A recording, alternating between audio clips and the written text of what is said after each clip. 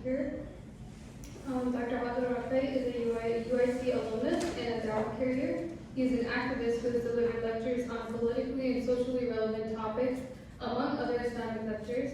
He has delivered khutbah and lectures at masajid and university campuses, including UIC.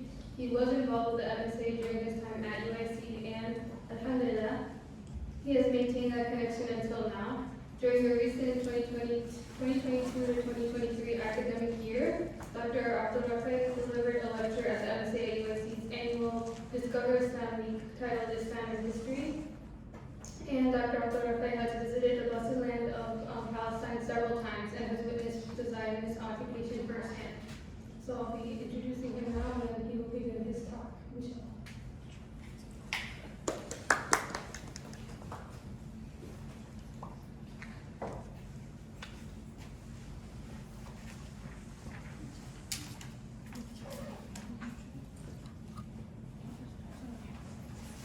أعوذ بالله من الشيطان الرجيم بسم الله الرحمن الرحيم الصلاة والسلام على إمام الهدى والمتقين سيدنا محمد وعلى آله وصحبه أجمعين رب اشرح لي صدري ويسر لي أمري واحلل عقدة من لساني يفقهوا قولي.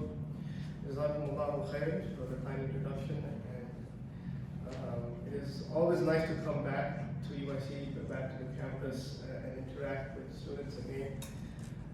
But this time around, I come with a heavy heart, with sadness and pain, with tears in my eyes because of the situation of our Ummah in Palestine. Having said that, it also brings me hope and to see the courage of our people. And inshallah, there is a nusra, there is a victory that is shortly arrived for our people. With that, there are certain things I want to do in this topic, in this lecture. And I want to keep it as a sort of an open discussion. If you have questions or any concerns or points during my talk, just raise your hands, we'll address it as we go along. But there's a lot to cover, and I thought, how do we start? But where do we start? And I'm sure there is. Everybody's on social media, everybody has been seeing the news feeds, what is seen on certain Instagram channels, on Facebook, on TV, etc. There is a disparity in coverage. There's a disparity in how it's covered on the mainstream media and how it's covered on Muslim media. And we can see that very clearly. There's a hypocrisy that is very clear to see. Anybody who has any sort of intelligence can see through that. But typically there is a narrative that is built around this Palestinian conflict, Israeli conflict, and it's always termed in certain terms so that it pays credence to the Zionist occupiers. And typically we've seen in the past few days the discussion's been, it all started because of Operation Al-Aqsa Flood. It's because of some mujahideen, some people took upon themselves to liberate themselves or to fight back against the day-to-day occupation that occurs. So you put the blame, so the media and the Zionists and the US government and all Western nations put the blame squarely on the occupier, as that you people, you started it. But obviously, this goes back further than just the past few days. So how far back do we go?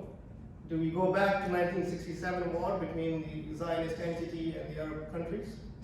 Do we go as far back as 1947, the Nakba, and 1948, the establishment of the Israeli state, the UN mandate that allowed for the official establishment? Or do we even go back further to 1917 when the British occupied Palestine after the fall of the Ottoman Khilafah, of the Ottoman state, and occupied Sham with the British and the French together. These colonial powers took over Palestine. Do we start there? And I think that's a fair point to start, fair position to start, because prior to 1917, the land of Palestine, the land of Sham, was under rule of Islam. It was under the rule of the Ottoman state, where the nation protected its inhabitants, whether they were Christians, Jews, Muslims, and so forth. But the kuffar occupied our lands in 1917 onwards, took over Masjid al-Aqsa. This is General Allenby walking through the streets of Masjid al-Aqsa in December of 1917. And it is at this point the control of this blessed land falls in the hands of the colonial occupiers. And not just that, Allenby says the wars of the Crusades are now complete. So the control of Masjid al-Aqsa, of Jerusalem, of this blessed land, has been a prize that the colonial powers have sought for many, many decades and centuries. Prime Minister Lloyd George at that time, he says that I want this. I want the city prior to the holidays as a Christmas present for the British people. Another general, a friend General Goro, he actually went and kicked the grave of Salahuddin Ayyubi at that time when they conquered Sham. And this occupation, so for us, we have to be clear that Palestine has been occupied not from 1948 or 47 or 67, it has been occupied for over 100 years, initially by the British, and then you see it establishes the Zionist state in 1948 to continue to have a thorn, a knife in the back of the Muslims. And this is done by a mandate that was signed by Lord Balfour. And the British, they're not a benevolent nation that they care about the Jewish people, of the Jewish homeland, of the suffering that they have and that they took place for them in what happened in Germany. They really didn't care about the Jews. This was a political move to control the region, to control the Muslims, to subdue the Ummah so that the rise of Islam is prevented, so that the control of the region is within the hands of the colonial occupiers. It was a prize to have. Lord Balfour was an anti-Semite. Even though the Zionism as a political ideology, it connects itself with Judaism, but many of these Zionists that started the Zionist movement, some of them were even atheists. Lord Balfour, he says to Lord Rothschild, he says that His Majesty's government view with favor the establishment in Palestine of a national home for the Jewish people, and we will use their best endeavors to facilitate the achievement of this object. They chose to establish the Zionist state. The Zionist movement tried to bribe Sultan Abdul-Hamid II, rahimahullah, one of the strongest caliphs of the time. Anybody who watches Turkish dramas, Ertugrul, and so on and so forth, you know about this. There's a very beautiful scene, and it's factual. If you look it up on YouTube, you can see that, of how Sultan Abdul-Hamid addressed Theodor Herzl. Because he wanted to bribe him to give up the land of Palestine. So Sultan Abdul-Hamid, the Khalifa, the head of state of the Ottoman Khilafah, he tells this messenger who was from Theodor Herzl, he tells him, when I'm alive, I would rather push a sword into my body than see the land of Palestine cut and given away from the Islamic Caliphate. I will not sell a single inch of the country because it is not mine and it belongs to all Muslims. The Muslims, they paid a heavy price for this, paid with their blood, and we will redeem it with our blood. Let the Jews keep their millions. If the empire is partitioned, or the Islamic State is partitioned, they can get Palestine for free, but that will be over our dead bodies. And this is exactly what happened. When the Khilafah state was abolished it was a free-for-all. The British, the Zionists, the French, later the Americans helped sustain a state, a Zionist entity that's nothing but a murderous regime that feeds on propaganda, that is belligerent, that kills innocents, civilians. It has imprisoned the people in an open-air prison. It is a settler colonial entity, much like the ones who created it, the British, and then later the ones who sponsor it, like the Americans. They're one and the same. They're colonial settler states that seek to occupy people, occupy nations, subdue the Muslim Ummah, an honorable Ummah. And what you see on this map, if anyone who's from Palestine, they know what it feels like to go from one small green spot to the other green spot. The water is not in your hands. The airspace is not in our hands. The streets are not controlled by ourselves. They control the streets. There is separate streets for Jewish people and there are separate streets for the Arab Muslim population. It's an apartheid state, much like apartheid South Africa. Electricity is controlled by them. In Gaza, you cannot go in or out without the Jewish nation's permission. Recently, they said, we'll let you out through the Rafah border. But then they bombed the Rafah border. The Rafah border is bordering Egypt. So where do we start? I'll ask that again.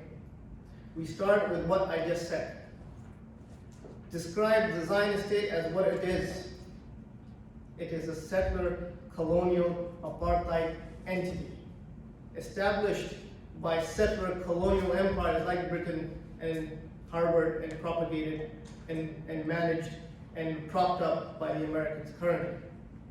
As we speak today, Britain has sent its naval fleet. America sent U.S. General Ford a few days ago. To do what? To fight people who are desperate, who have no water, no food, no electricity, who have barely enough basic needs to survive. What are they scared of? Why do they need all that propaganda? Because in their hearts they know they're weak, they're cowards.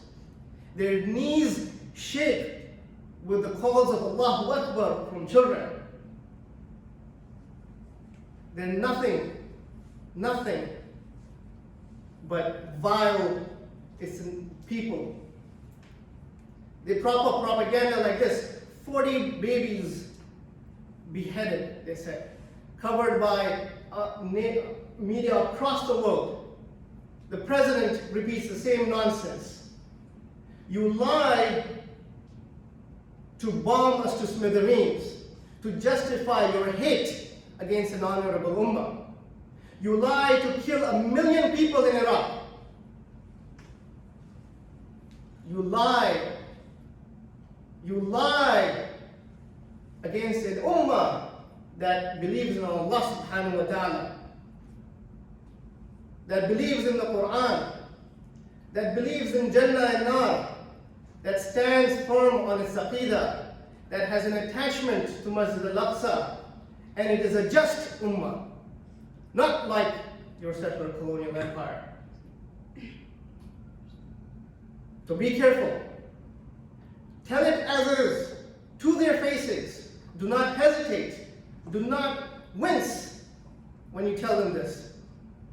That is your starting point. That is how you need to discuss this. There is justification for us as Ummah to retaliate against the oppression that we have suffered for decades and decades and decades on. It is our right. let them do their propaganda. Because they have that war machine working for them. It has been working for this, just look at the last 20 years, it has been working continuously to demonize, dehumanize, belittle the ummah. But know that Allah is our Rabb. That is your starting point. Reverse the narrative.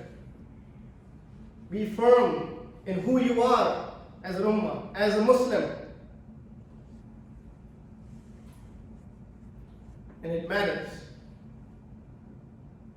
Because Masjid al-Aqsa, the blessed land of Asham, our first Qibla, we are attached to it because we believe in our deen of Islam, because it is in the Quran, because the Anbiya prayed in this location, because Rasulullah traveled and had Isra and Mi'raj. This is my land. This is my holy site. It doesn't matter. You may be from India, you may be from Pakistan, you may be from Kazakhstan. Regardless of where you come from, you're a Muslim first. This is not a nationalistic issue. This is not a Gaza only issue. It is not a West Bank only issue. It is not a Palestinian only issue or an Arab only issue.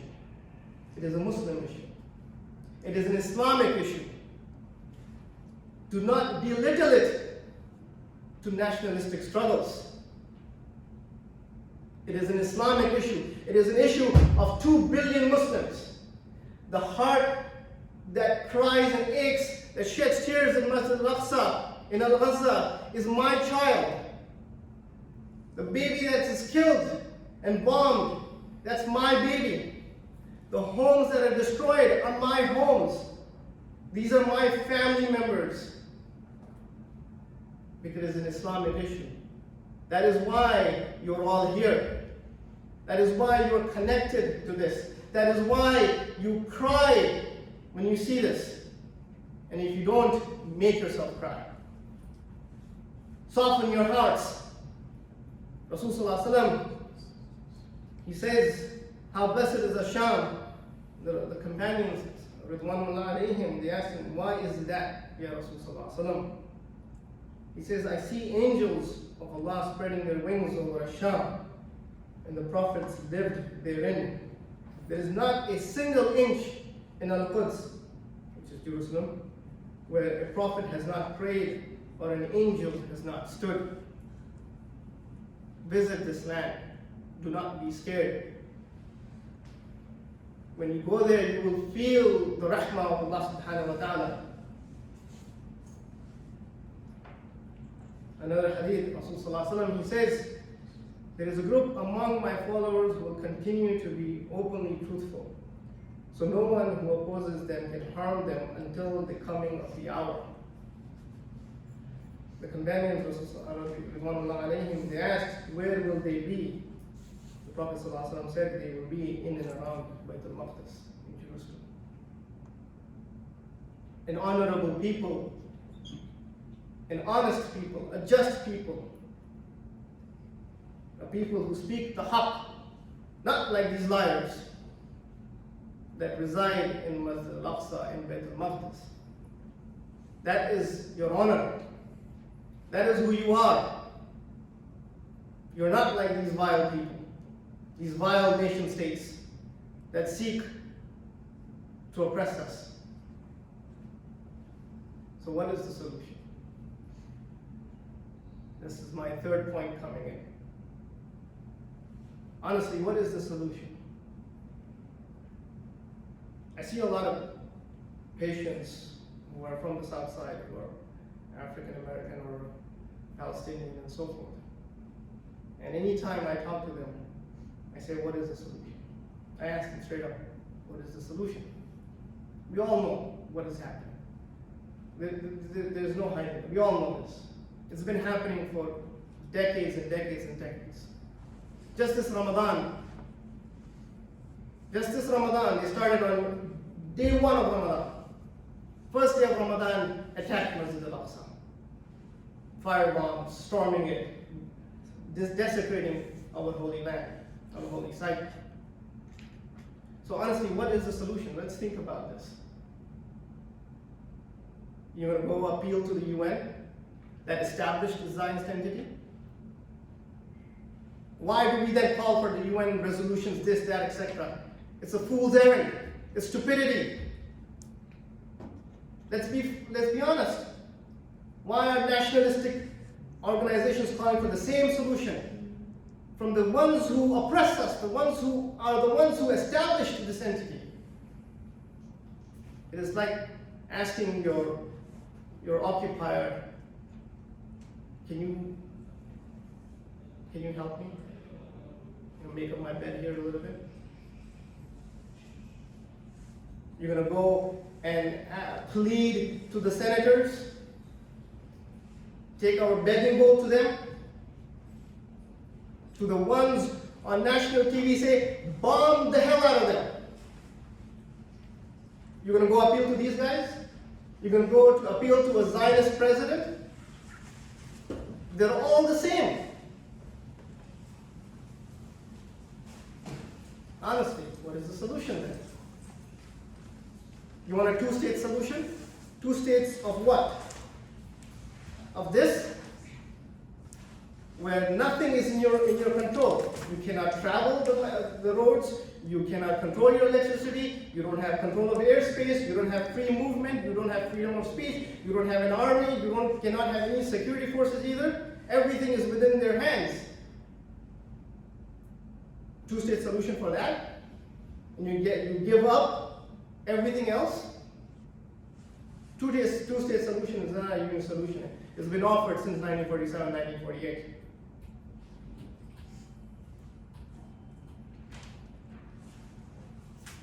Honestly, what is the solution? It's nothing but a complete liberation of Palestine. And this is not something that has never been done. We have had to do this in our history as an ummah. Umar ibn Khattab is the one who opened Palestine and brought the rule of Islam back to this blessed land. And then Salahuddin Ayyubi took it away, reconquered it, liberated it from the Crusaders that occupied it for 88 years, from 1099 to 1187. And then the Mongol invasion came. And Saifuddin Qutuz liberates Palestine again. Liberation requires a military solution. Honestly, that is the only solution. And the anecdote I gave you about discussing this with my patients on a regular basis, when I tell them, look, the ultimate solution is a military solution, because a military solution is the only way you can remove a military occupation. That's the only way. You need another external force that can take away, that can liberate the military occupation. That is the only solution. And we cannot be shy about saying this. In our hearts, honestly, we all know this. That is there in the hearts, deep inside, that we all know that, look, ultimately it is a military solution. The Jaysh, the armies across the Muslim world, have to move to liberate Palestine, just like what has been done in the past.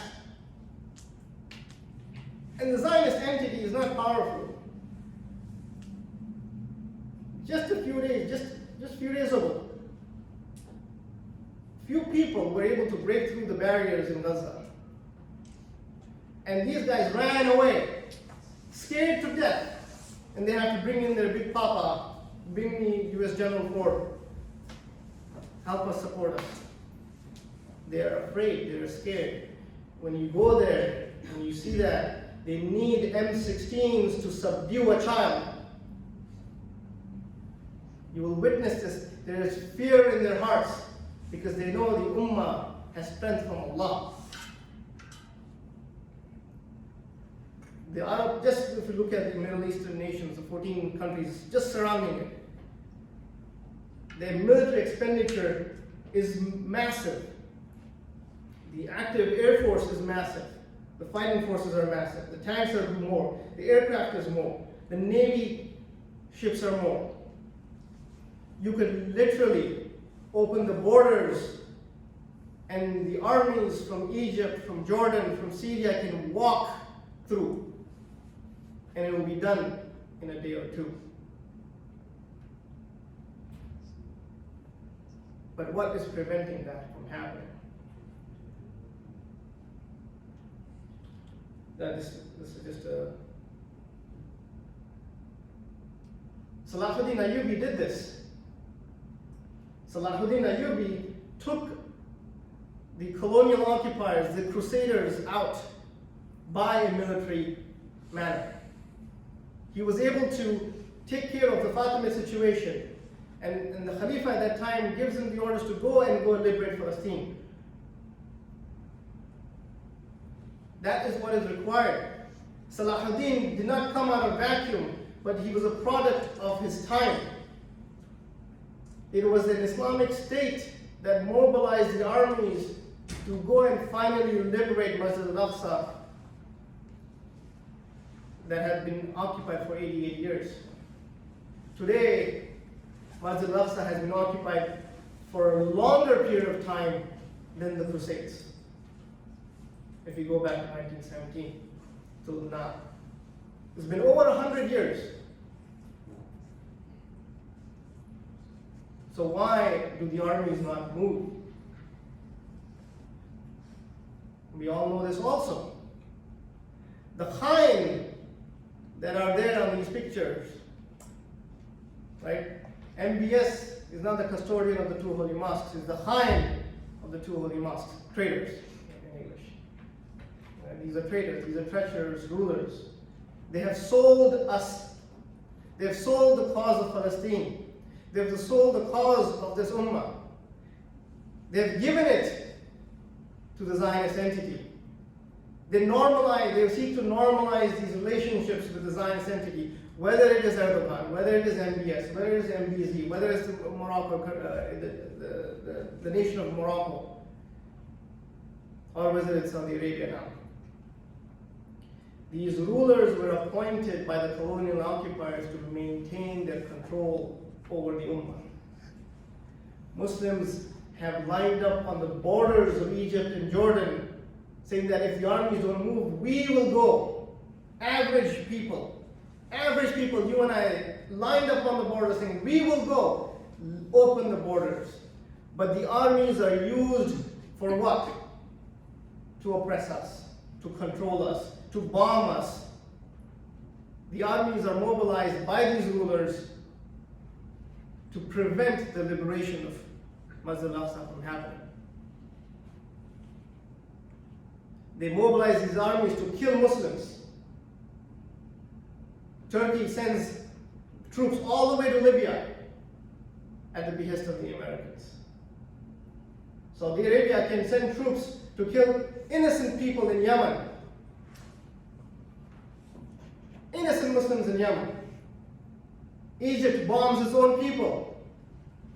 Kills them. Abdur-Rafay Sisi kills en masse Muslims who speak up against him.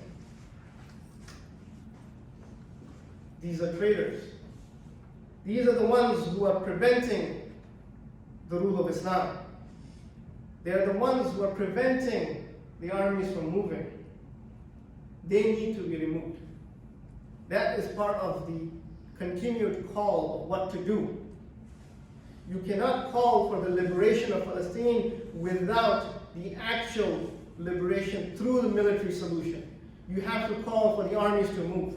For the armies to move, you need to make call for these Muslim rulers to be removed. You have to pressurize them so that a state of Islam can be established, so that the rule of Islam can be established, not the rule of these regimes that that do the bidding of America, Britain, and the United States. Islam has brought justice to the world. Since the destruction of the caliphate for the past 100+ years, there has been no protector, not for the Ummah, not for the Muslims, not for the weak, and not even for the Jews or the Christians. The golden age of Judaism, of the Jewish people, was under the Ottoman Caliphate. Under the Ottoman Caliphate, under Islam, under the rule of Islam. David Wasserstein, he's a historian, he says Islam saved Jewry. We did not massacre like what they do.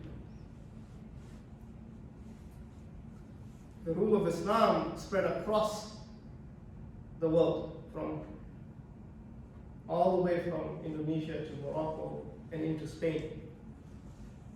In Spain, when the Spanish Inquisition happened, who saved the Jews? The Muslims did. Even now, if you go and see in Morocco, there are Jewish people that live there. It's because the Muslims saved the Jewish people from the Spanish Inquisitions.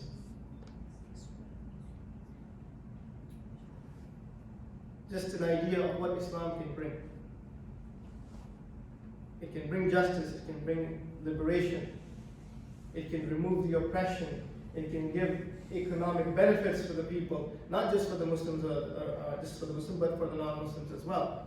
Even Adam Smith, the founder of the nation, the founder of, one of the main theorists of the economic system of capitalism, he says the empire of the Caliph seems to have been the first state under which the world enjoyed the degree of tranquility which the cultivation of the sciences requires. It was under protection of these generous and magnificent caliphs that the ancient philosophy and astronomy of the Greeks were restored, and so on and so on. Verily, Rasul, and honestly, this is what is missing. A true leadership, a true state that fulfills its duty to the deen, that fulfills its duty to the Muslims, that honors the Muslims, that implements the rule of Islam, that can send the armies to liberate the occupied lands, whether it is in Palestine, whether it is in China, whether it is in Iraq, and so on and so on and so on. Since the fall of the Caliphate, since the fall of the state that represented the Ummah, there has been no shield. Rasul, he says that the Imam, the Khalifa, he is a shield from behind whom which you fight and by which you protect yourselves. That shield does not exist. That shield does not exist. Hence, the Zionists can bomb children without any care, with impunity, without remorse, without any humanity. This is the nature of the West. That's your talking points here. This is the nature of the West, of these nations. As Samuel Huntington said, the West won the world not by the superiority of its ideas or the values or religion to which few members of other civilization converted, but rather by its superiority in applying organized violence.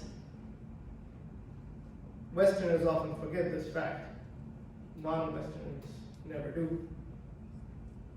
What you're seeing is that organized violence that has been occurring for decades. So in summary,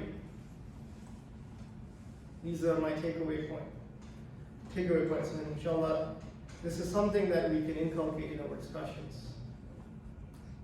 And when we discuss it with Muslims, non-Muslims, and even with Muslim organizations, tell them openly, clearly, you know what, enough with this.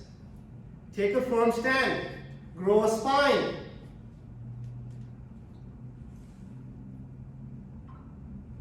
Tell them, number one, reverse the political and media narrative. You are fighting an uphill battle on this because the organized media machine has all of the resources that it needs. It is difficult, but it is our duty to speak the haqq. Nonetheless, the issue of Palestine, the issue of Asham, the issue of Masjid al-Aqsa, it is an Islamic issue. It is not a nationalistic struggle. It is not a Palestinian only issue. It is my issue, because I'm a Muslim. This two-state solution is not a solution. Normalization with the Zionist entity, this Zionist apartheid colonial settler entity, is out of the question. You cannot, we will not speak out against the Arab rulers and anybody who tries to pay any sort of credence to this. The UN, the Western nations, are in fact enablers of the occupation. They are complicit in the murder of our people. Do not rely on their help. Rely on the help of Allah and the Muslims. The liberation of the Western land of Palestine needs the Muslim armies to move. I'll reiterate this point, because that is the only solution, and it is an Islamic solution. It is not from my mind. It is from the deen of Allah subhanahu wa ta'ala. It is from the example of Salah ad-Din and Muhammad bin Qutuz and Umar ibn Khattab. It is the only solution. It is to be removed through military means. And to do that, the Muslim rulers that prevent that from happening need to be removed. It is our duty to pressurize them, to speak out against them, ask for the removal. They are afraid of the Muslim masses coming to the streets and demanding this. Hence, they bomb the Muslims themselves. Hence, the security apparatus in these countries are hard at work to anybody like myself or yourself who speaks about this, to pick them up and put them in jail. Political prisoners in the Muslim countries are immense, whether it's Saudi, Egypt, and so forth. They need to be removed because they maintain the oppression of the Muslims. They are nothing but puppets. They are the real IDF. Call for the establishment of Islam. That is the ultimate solution. Again, this is from your aqidah. This is from an Islamic solution. All other solutions, secular, nationalist, liberal, whatever it is, these don't work. This is not from your aqidah. This is not from being a Muslim. The only solution that you want to call for as a Muslim is the Islamic solution. That is who you are. And that is the only way, inshallah, Palestine will be liberated, and so on. This is the ray of hope. This is where Allah subhanahu wa ta'ala promises you victory. Allah subhanahu wa ta'ala, He says in Surah An-Nur, Bismillahir Rahmanir Rahim, وَعَدَ اللَّهُ الَّذِينَ آمَنُوا مِنْكُمْ وَعَمِلُوا الصَّالِحَاتِ لَيَسْتَخْلِفَنَّهُمْ فِي الْأَرْضِ كَمَا اسْتَخْلَفَ الَّذِينَ مِنْ قَبْلِهِمْ وَلَيُمَكِّنَنَّ لَهُمْ دِينَهُمُ الَّذِي ارْتَضَىٰ لَهُمْ وَلَيُبَدِّلَنَّهُمْ مِنْ بَعْدِ خَوْفِهِمْ أَمْنًا يَعْبُدُونَنِي لَا يُشْرِكُوا بِهِ شَيْئًا وَمَنْ كَفَرَ بَعْدَ ذَلِكَ فَأُولَٰئِكَ هُمُ الْفَاسِقُونَ. Allah has promised those who have believed among you and done righteous deeds, and He will surely grant them succession, a khilafah, authority and power upon the earth, just as He granted it to those before them. This is a promise from Allah subhanahu wa ta'ala, provided that you speak the haqq of Islam, that you call for the correct solutions, that you call for the implementation of the rule of Islam, and that He will surely establish for them therein their religion firmly, which He has preferred for them, and that He will surely substitute for them after their fear, security, and peace and tranquility. Because they worship Me, they do not associate anyone with me, Allah subhanahu wa ta'ala. But whoever disbelieves after that, then those are the defiantly disobedient. This is the promise from Allah subhanahu wa ta'ala. The ummah, a Muslim never loses hope. He or she always has the hope of the victory of Allah subhanahu wa ta'ala. You rely on His ni'mah. You rely on His word. You rely on what the Quran tells you.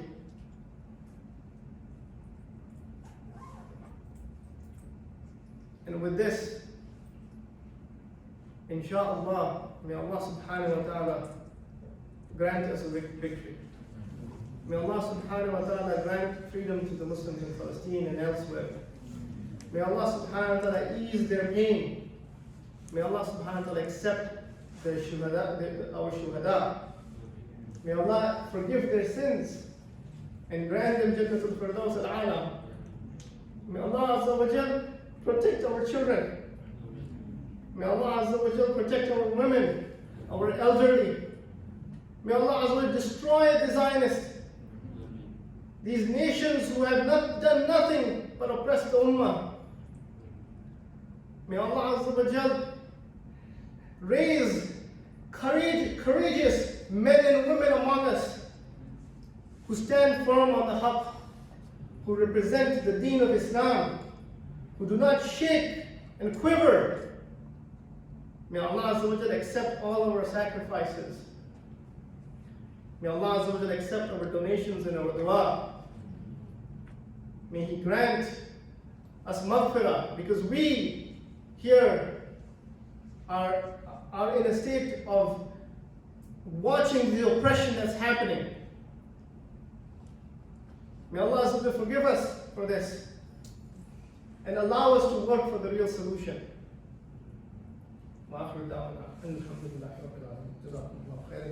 This is me recently in Masjid al-Aqsa in Ramadan. We spent the last few days of Ramadan and did Eid there. Alhamdulillah, it was very good. This time around, I was able to take my parents, my grandparents, my mother-in-law, my grandparents, or my uncle. My grandfather is 90-some years old.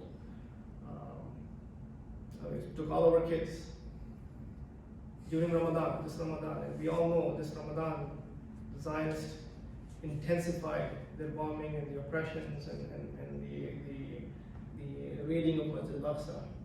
But that's what I mean. Do not be afraid of them. They seek to intimidate you so that you don't come back. That's part of their propaganda. That's part of their tactics to keep you away. Okay, there's more can be said. I'll open the floor for some discussion, inshallah. Jazakumullah khairan. If everything that's been said incorrectly is my error, anything that has come that is good from this is from Allah and His Rasul sallallahu alaihi wasallam.